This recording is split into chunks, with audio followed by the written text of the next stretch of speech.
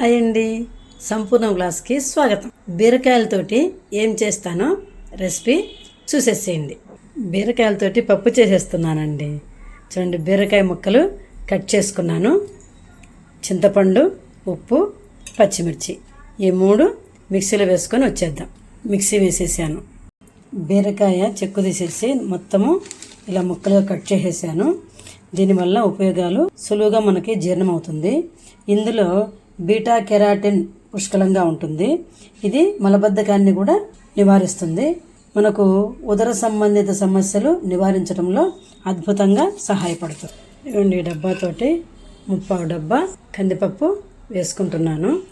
ఇది కడిగి స్టవ్ మీద పెట్టేసేద్దాం. నాకు ఎక్కువగా కుండలో చేసుకొని తినడం అంటే చాలా ఇష్టం అండి. ఎందుకంటే బాగా టేస్ట్గా ఉంటుంది. మీ ఇంట్లో కనుక కుండలు ఉంటే మీరు కూడా అందులో చేసుకొని తినండి.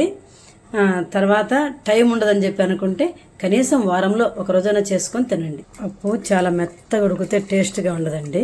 ఇదిగోండి, కొంచెము పలుకు పలుగ్గా ఇలా ఉడకాలి. ఇదిగోండి, కట్ చేసుకున్న బీరకాయ ముక్కలు, పసుపు, పచ్చిమిర్చి పేస్ట్ ఉంది కదా, ఆ పేస్టు అంతా వేసేసానండి. వేసేసి ఇట్లా కలిపేసుకొని మూత పెట్టుకోవాలి.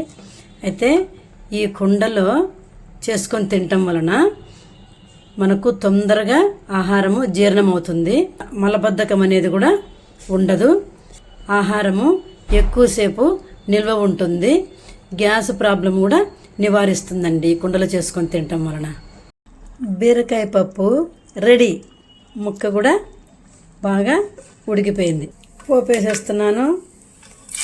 ఎమ్మి బీరకాయ పప్పు రెడీ. ఫైనల్ టచ్ కొత్తిమీర.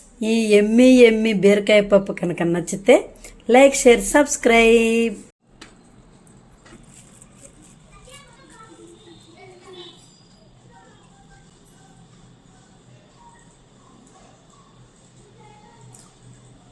బీరకాయ పప్పు చేసుకొని తిని చూసి ఎలా ఉందో కామెంట్లో తెలియచేయండి.